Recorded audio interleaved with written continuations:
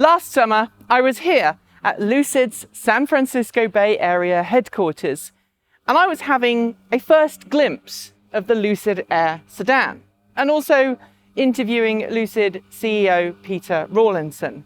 Today, I'm back at the same building, but this time I get a ride in this. This is one of Lucid's beta prototype vehicles. We are the very first automotive journalists and the very first YouTube channel to get a ride along in this beta prototype. It was made on the production line in Arizona. There are other prototypes that have been made after it, the Gamma prototypes. Those are the closest to production, but they're so busy going through a whole load of testing right now that they're like hen's teeth. Really difficult to get hold of. Luckily though, Lucid said that we can ride in this one. And that's what we're going to do today. The very first on-camera ride-along of a Lucid Air beta prototype. It is almost production ready, but as we're about to find out, it's still a very impressive car. So this is David. David, why don't you tell us your role at Lucid?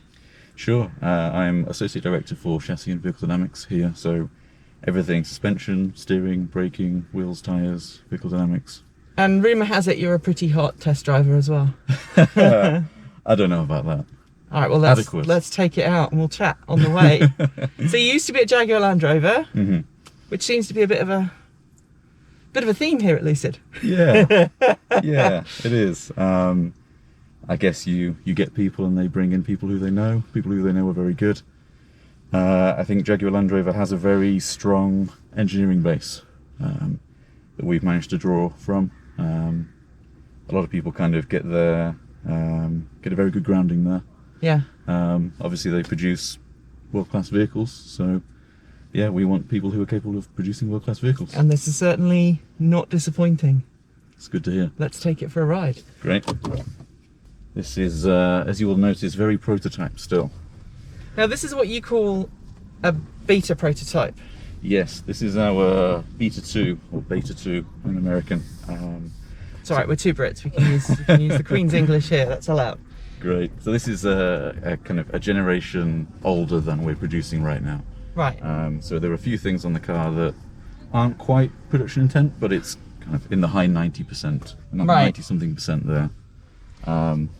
So one of the things that I think a lot of people don't realise is that by the time a car reaches production, by the time it's rolling off a production line, there's a lot of extra stuff that goes into making sure that the vehicle actually performs as it's supposed to. Absolutely. Now, you were telling me earlier that this has got the smaller battery pack in it. It's not got the maximum battery capacity. But it's still a pretty beefy car in terms of performance, isn't it? It is, yeah, it is. The battery and the drive units, the complete powertrain package is all designed, engineered, and built in-house. So it's a very power dense, it's a very energy dense system, which really does let us kind of take a step on from where the industry is right now in terms of performance. Yeah, it's potent, to say the least. And you can feel that. Whoa, there you go. Wow. So we're at about 60% of maximum torque and power at the moment. Right. Talk to me about the power delivery there. Did I feel a bit of torque vectoring going on there as we came around the corner? You may have. Yeah, okay. You may have, yeah. We, I think we're not fully disclosing quite yet what we're doing. Right. But yeah, there are some pretty clever technologies. Tricks. Let's just leave it at that. Yeah, yeah. And I could, obviously with an EV, the biggest challenge is getting the power to the road. Yeah. And then making sure that that power stays exactly where it needs to be without breaking traction. Absolutely. Yeah, you've got these competing requirements or desires with an EV. So we have all this power available and torque available, at the same time, we want fairly skinny, fairly lean, low rolling resistance tyres for range, for efficiency reasons. So the two kind of traditionally don't go together that well. So it definitely gives us challenges for, as you say, how we manage that traction. That's an area where we've had to do a lot of work. We are at launch offering two different tyre options. There's a 21-inch wheel that comes with a summer tyre, and then there is a 19-inch wheel that comes with an all-season low rolling resistance, which is a great tyre. It is fantastic, but doesn't quite offer the grip levels of a summer tyre. Right. And that's where these challenges come in, really. You have two different tyre specs on a vehicle that has the same powertrain, has north of 1,000 horsepower, more torque than you could possibly wish for. And yeah, we've had our work cut out in kind of taming that and making sure that it always behaves in a way that you want it to and you expect it to. So a lot of work has gone into that over the past 3, 4, 5 years. We're in a good place. There's still work to be done, for sure, but I can show you in a little bit where we're at right now, and yeah, it's very impressive. So in terms of suspension, I'm very impressed at how smooth this car is behaving on roads that I drove down about 40 minutes ago in my Chevrolet Bolt, and the car was jumping up and down. Yeah. So keeping that very premium ride feels like, how close is that to production status? We're getting there. As I mentioned, this car is a generation behind where we're at now. So it's not quite offering the same levels that our most recent prototypes are. But as you can feel, we're in a pretty good place. We've been targeting the Mercedes S-Class as our ride benchmark. And that's primarily what this vehicle is about. It's about luxury and comfort and refinement. Yeah. But at the same time, we have this incredible powertrain. Yeah. So we have the performance available. So we want to make the most of that at the same time. So we're trying to kind of, and I think succeeding in giving the car this duality of character. Right. So we're in comfort mode right now. It allows a fair bit of body motion. It lets the car breathe. We hit a really big bump back there, and the car just kind of gently soaked it up. Yeah. So we have semi-active dampers here from Bilstein, top of the line semi-active damper system. So we've calibrated that to let the car breathe over these quite big road inputs. We have very good primary ride, those larger vehicle motions, and the secondary ride, the kind of high frequency kind of pitter patter you get over this kind of surface. I think we're doing a good job of really refining that. That's been a big target, trying to kind of take out as much of the road texture as possible. I'm hitting the traffic now. Maybe this wasn't such a good route, but so yeah, I talked about this duality of character. That's comfort mode. If you then switch into sport mode, the idea is that it's a car that lets you grab it by the scruff of the neck and you can make it do what you want it to do. Right. So the suspension firms up. We can switch to different brake controls, calibrations. Steering calibration will change. The way we distribute the powertrain torque around the four corners can change. And it's kind of this idea of many cars in one. Right. You can have an S-Class in one mode, and you can also have, if you want an M5 type competitor in a different mode. When we're moving again out of this traffic, I can show you. So the fact is that the acceleration I experienced a little bit earlier was still in comfort mode. Yes. Yeah. And it's changed. Does it change the throttle mapping, or does it change the actual total torque? Both. Right. Yeah, both. We've kind of got this internal debate going on at the moment about, well, how different do we want the maps to be? Right. There's an argument for making sport as linear as possible. So it's very easy to modulate your torque demand while you're on your favourite canyon road or maybe even on trek. And there's other arguments for, well, maybe we want to offer a bit more differentiation from comfort mode so the customer can kind of feel a real tangible difference between comfort and sport modes. So that's the kind of thing that we're tuning at the moment. Spending a lot of time discussing, going out, driving together, debriefing, discussing what we felt, what we want to feel. It's a fun process. And I think that's a really important thing to point out here, is that during the development process for any car, whether it be internal combustion, whether it be electric, whether it be something else, the actual design of the vehicle is locked in quite early on. Mm-hmm. Then the primary engineering, the actual nuts and bolts, is locked in fairly early on. Yeah. And then you get to a point where a lot of what you guys are doing these days is completely software based. Mm-hmm. It's tweaking parameters here and there. And it almost, I hate to make the analogy, but it's almost like a race game, like with Forza or something like that, where you're sitting there and you're tweaking for your perfect race car setup. Mm-hmm. This is kind of what you guys are doing on a much wider, more granular scale, making sure that everything is just tuned in so.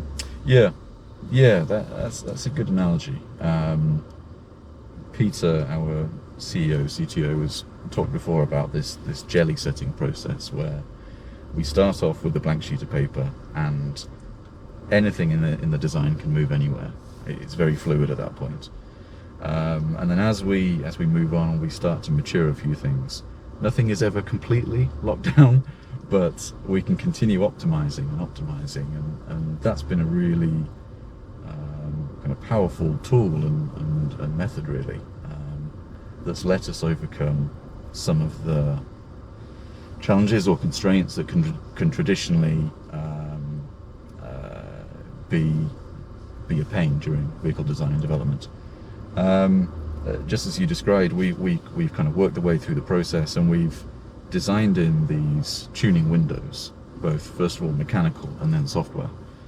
So we still have very kind of last small window remaining where we can tune things like our bushing stiffnesses. Right. We can still make a couple of small tweaks to spring rates, anti-roll bar rates, that kind of thing. Most of it is locked down, but we've kind of worked our way through our tuning windows. The tuning windows that remain now, just as you described, are mostly software based. Vehicles these days are, as you know, there are ECUs and controllers all over the vehicle. Nearly everything is ECU controlled now. If we look at something like a steering system or a brake system, kind of traditionally pure hydraulic systems, you have a hydraulic steering gear, a vacuum-based brake booster. Vehicles are moving away from that now for both efficiency reasons and control reasons. Mm-hmm. You can do a lot more with a system when it's controlled by an ECU and it has an electric motor on it. That's really, really advantageous. So we're still tuning those things. We're making little tweaks here. A big advantage there is those tweaks that we make late on, we can introduce, because it's just software, right, as people say, we can introduce quite late in the production process. We can even bring those in by over-the-air update. Right. So our customers who have their vehicles at home, on their driveway, in their garage, can receive a software update, and they can unlock new functionality, new calibrations. So you can kind of their experience of the vehicle will continue to improve throughout their ownership. And there's lots of things that this car is hoping to get after launch. Yeah. That are not going to be available at launch, but will be rolled out in the future. Definitely. Yeah. One question I do have for you, which is, do you ever anticipate customers wanting a track mode for this car? Potentially. Because this is a strange beast, because you're going after the S-Class market. Mm-hmm. We've seen the EQS interior this week. We've seen, obviously, what Mercedes-Benz is looking at there. On top of that, we've got the Maybach end of that. And if we continue that evolution through to the S-Class, we, of course, then have the performance variants of the S-Class. Mm-hmm. This feels like it's capable of both the high-end luxury S-Class Maybach segment, but also that insane performance, the AMG kind of spec performance. Yeah. But obviously, getting both of those in one car is kind of unusual. So, I mean, do you anticipate people wanting to take these onto the track? It's an interesting question, definitely. We know that a very small percentage of customers will do that, but some will. And we know that journalists certainly will. Yeah. And I think with the performance that the vehicle can offer, it would be a shame to not support that kind of use and allow that experience for the customer. As we've shown in a fair bit of our marketing material so far, we spend a lot of time on track in this vehicle. Because we don't have our own proving ground like a traditional OEM would, we get time wherever we can, whether it's airfields, disused airfields in Northern California that we rent, or different tracks, Laguna Seca, Thunder Hill Raceway. We use those places as proving grounds and do a lot of development there. So it's not all track work, but it does include track work where we're driving hard, we're lapping in a way that somebody would on a track day. The car can do it, definitely. I think we have to make decisions about how we offer the best customer experience. And by that, what I mean is we can throw things at this car to make it a fantastic track car. The powertrain is more than capable. The vehicle is more than capable. But what we might throw in there to give that, to give a kind of track performance benefit, may be detrimental to 99% of normal customers. Right. Who want that S-Class type refinement. So I think it's an interesting question, and there will be future variants of this car. I'd say watch this space. Watch this space. Let's talk about the interior though. Obviously, I've seen the interior before. I was down with you guys last summer to have a look at kind of the buying experience, the store experience. We've got these wonderful, if it has almost a slightly understated feel to it. It's kind of I think last time I was at Lucid, I likened it to, it's the feeling that you get when something is really high quality, but it doesn't have to yell that it's high quality. So it's got that understated premium feel, as opposed to a lot more ostentatious presentations where it might be a little bit smoke and mirrors.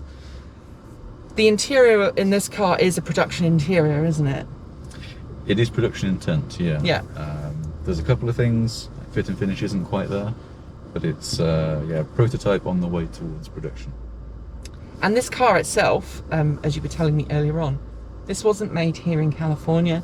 This was actually made on the Casa Grande line in Arizona, wasn't it? It was, yeah. Yeah, this was of the first prototype build of vehicle to get on our production line.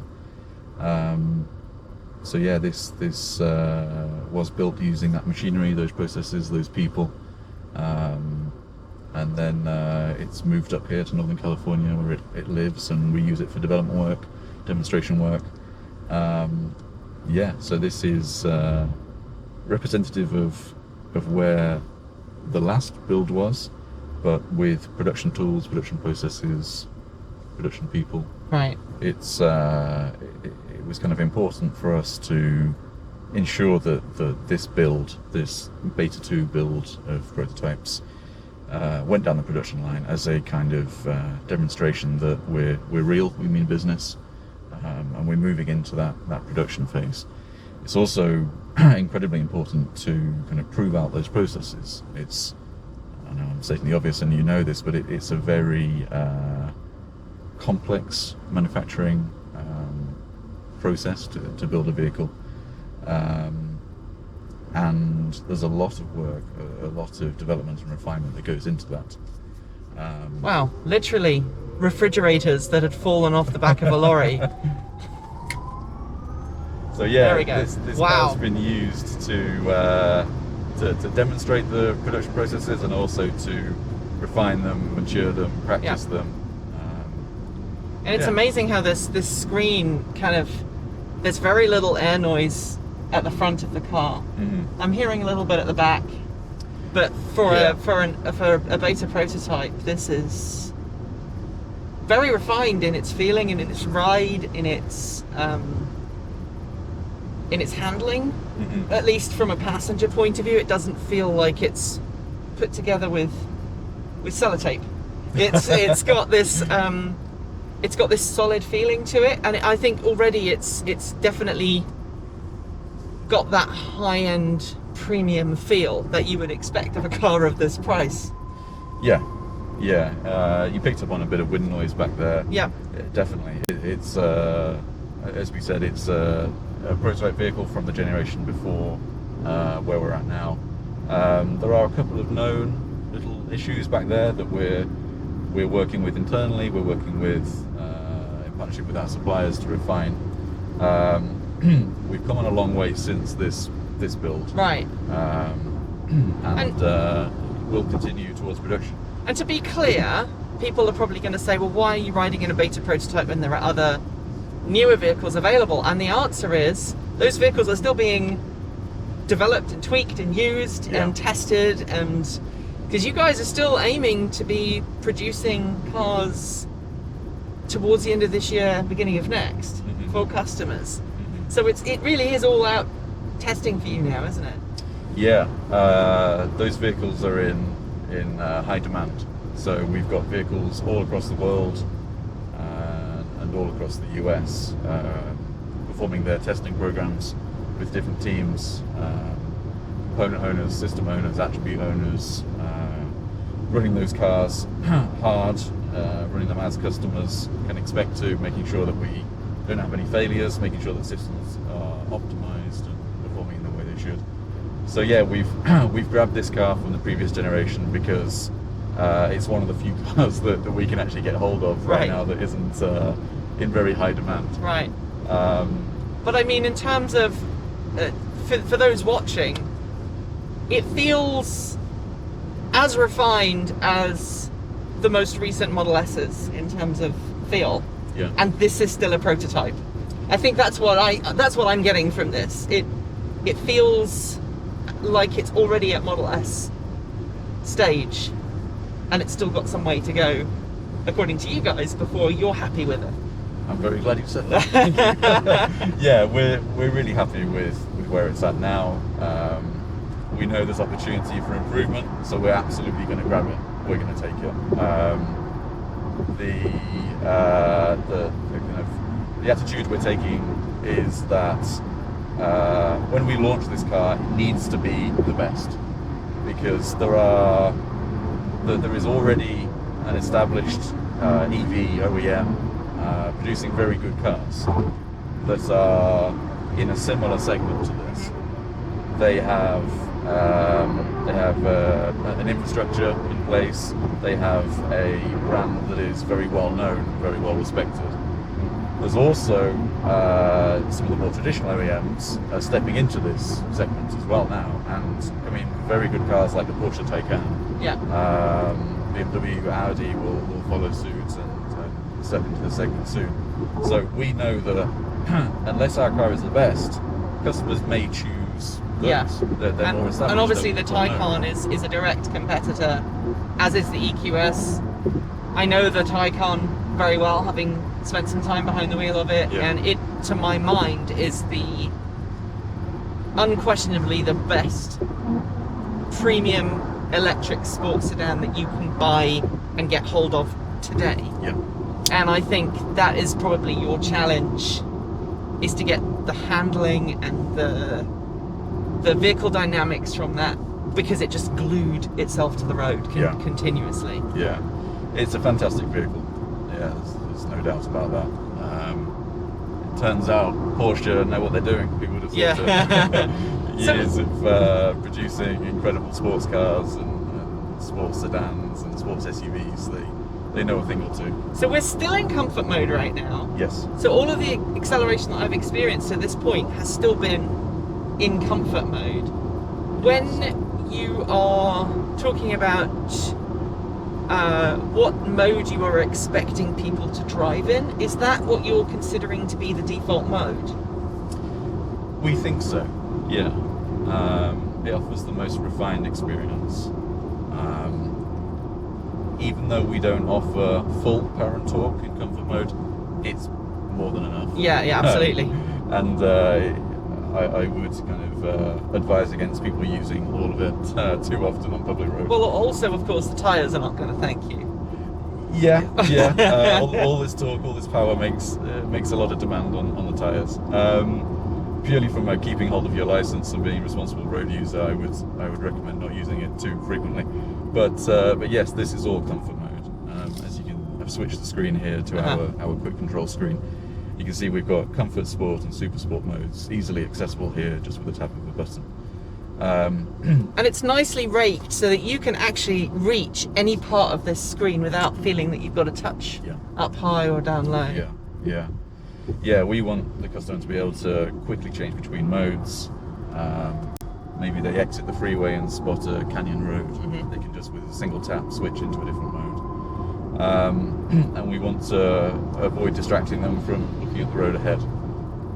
Each of these modes offer us a kind of subtly different drive experience, different levels of power and torque. As I mentioned, we change calibration across many of the chassis modules and the powertrain. So yeah, it's I can switch into sport a little bit when we get out of some of this traffic and show you what the car can do. So I like the noise that you've kept from the motor. That is the honest to goodness noise. There's no like cabin noise modification going on, is there? No, it's real. It's funny you mention that. Actually, we're doing a lot of work to get rid of some of that. Right. Sometimes it's kind of fun and engaging. It's somewhere between a spaceship and a rally car. Right. And again, this is something actually I liked about the Taycan. Yeah. It has the ability to change the noise that you hear in the cabin. Yeah. As a way of egging you on or getting you to be more responsible. Yeah. I think that noise would probably egg me on. It's the whine that kind of makes you want to go faster. Yeah, it kind of brings back these memories of straight cut gears, of watching absolutely. rally and races. Yeah, there's a lot of work going on to improve the refinement. There's, you mentioned earlier, a bit of wind noise, there's a bit of road noise going on here, there's a little bit of gear whine coming through. All of that is vastly reduced in our next round of prototypes, the ones that we're running about doing development in now. Because we're going after that S-Class type experience, we want it to be quiet. We want as we're doing now, we want occupants to just be able to have a normal conversation, conversation at normal volume levels. One of the really cool things is that when you ask for a lot of torque with your right foot, the noise comes back. Right. And that's not by accident. No. So it still can be, it can still egg you on and spur you on when you really get into it.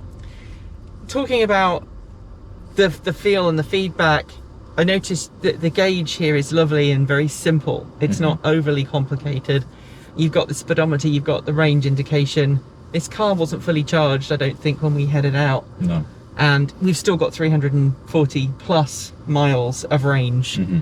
And so that kind of gives you a hint at how achievable your estimated EPA range really is. And this is the smaller battery pack option as well. This is not the extended pack, which is bonkers.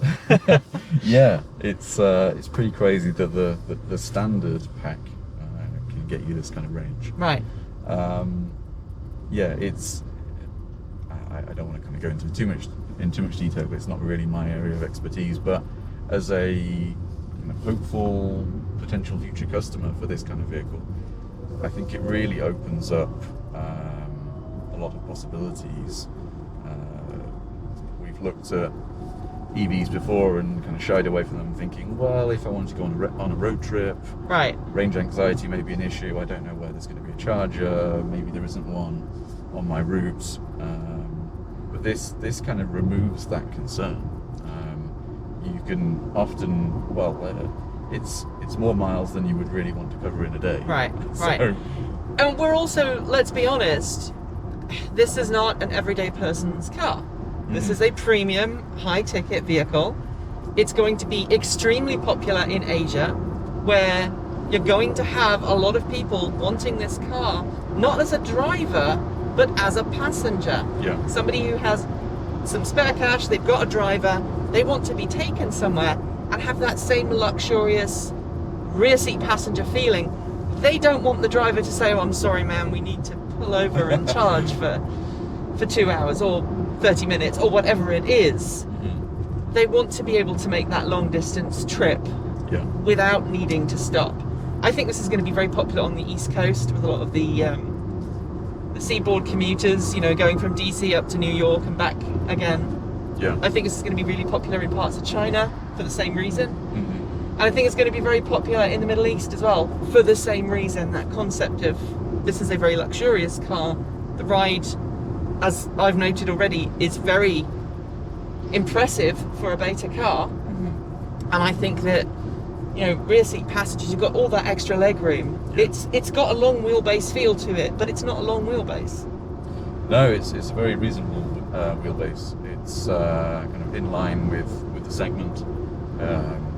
It's if you think kind of Tesla Model S, BMW 5 Series, it's that kind of size on the outside. But as I mentioned, it has the inside space and feel of an S-Class, of a segment above. So yeah, we think it's a very compelling offering, really.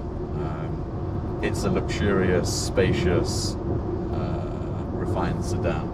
It can also be a kind of very engaging driver's car when you want it to be, and it has the range, and all within an exterior package that is still very easy to navigate around the city, very easy to park. It's we believe and hope others agree that it's a very compelling package.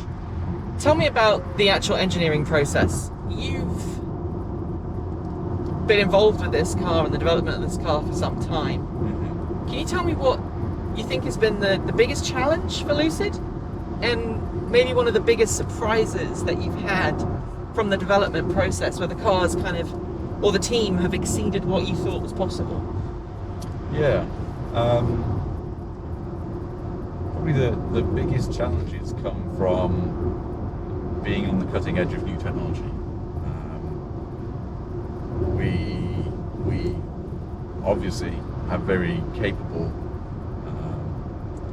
very, very talented engineering teams. But despite engineers being the best in the world, you encounter issues during development. We're designing new systems, we're doing things that haven't been done before.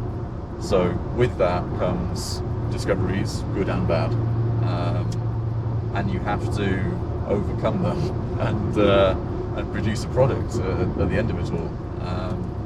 So with so many systems and components coming together on a vehicle to make the end product, and so much development work being required to get there, anytime you encounter an issue, it could potentially prevent other people from doing the work they need to do. So we've had to be incredibly integrated, the way we work together as teams that might traditionally be kind of siloed and working on their own things and not really talking to each other. That doesn't work here. We can't do that, and if we do that, we won't succeed. So we use a very different method where, at least up until the pandemic, everybody sits in the same building. We're all within about 30 feet of each other. So it just facilitates that regular conversation, breaks down the barriers to communication. It's a fairly unique working process, but it's been fantastic. It's allowed us to overcome issues that may have otherwise been big blockers. It's allowed us to overcome them more quickly, and it kind of facilitates innovation that can't normally happen in a delivery environment. Typically, you're in a different company, you're so concerned with hitting your deadlines that there is little appetite for being adventurous. Mm-hmm.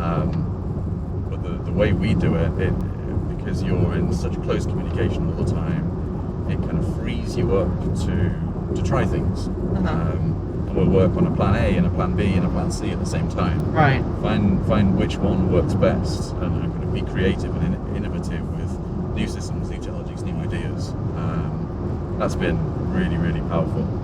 It sounds almost like an agile, a scrum methodology from a management perspective, which is kind of funny because that's what we use at our company as well. Yeah.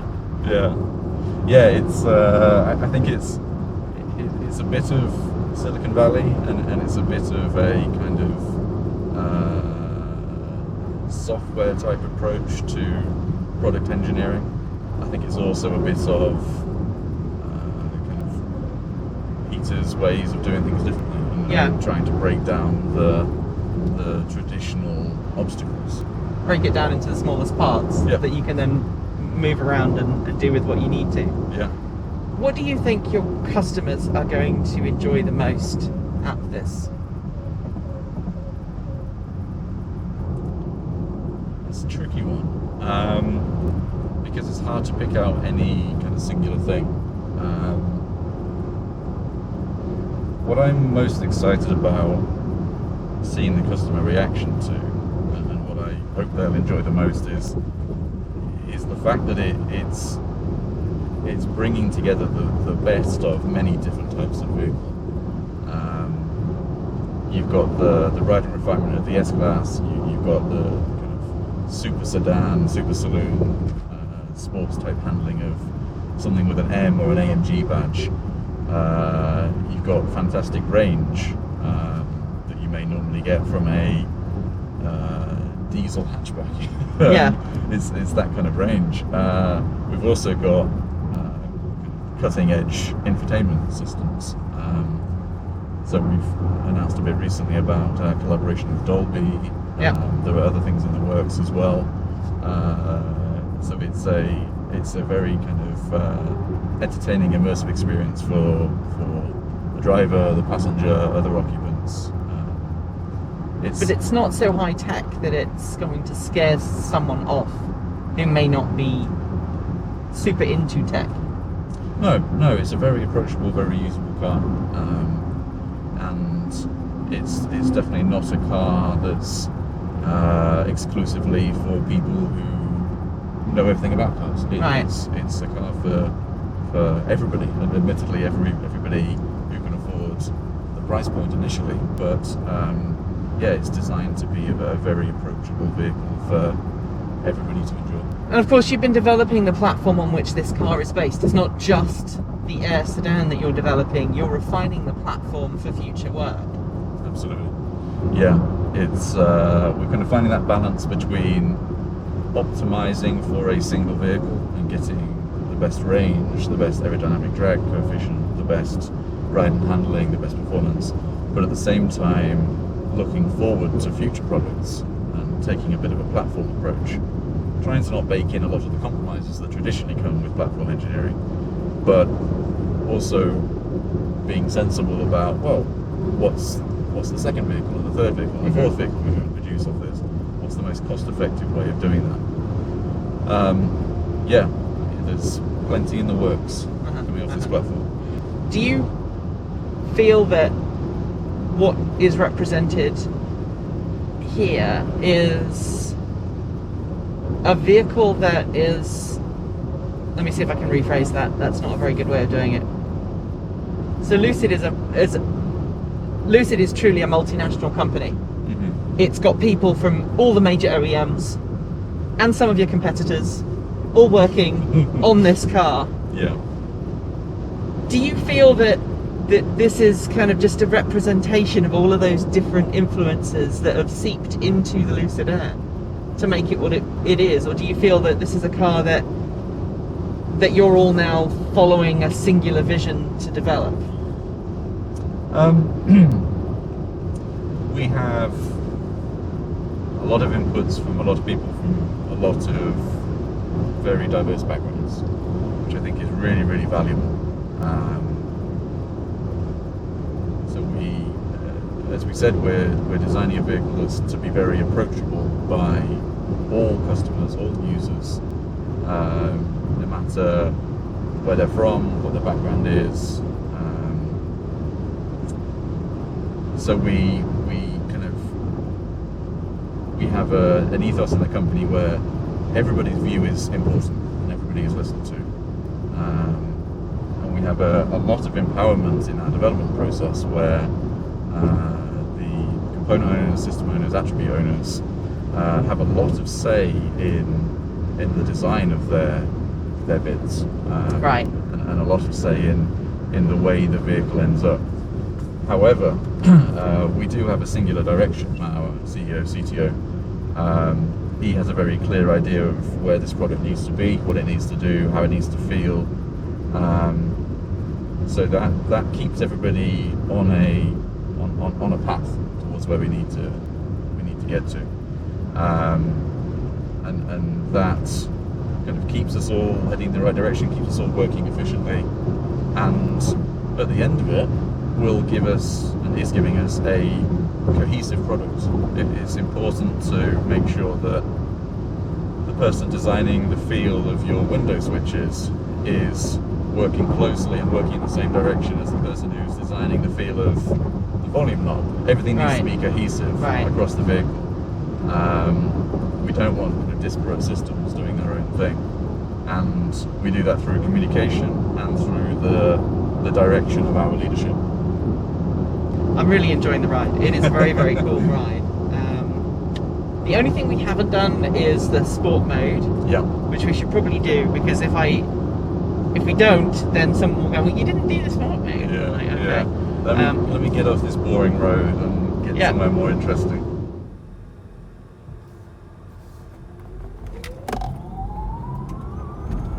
And that is a Lucid Air beta prototype accelerating. So there you have it. That's the Lucid Air Dream Edition beta prototype. This car feels like it's ready to go on sale today. But Lucid says, no, there are still some tweaks to be made. And I've got a lot of respect for a company that can do that can produce a vehicle which other car companies would go, yeah, it's ready to go, let's start making it, let's ship it. But Lucid's waiting. Lucid wants to make sure this car is as perfect as it can possibly be before it reaches its initial customers. And I've got a lot of respect for that. I've also got a lot of respect for David for letting me come along as a passenger on this drive. He took me out far longer than we had originally planned, and I had a very enjoyable discussion with him both on and off camera after the cameras decided to give up the ghost.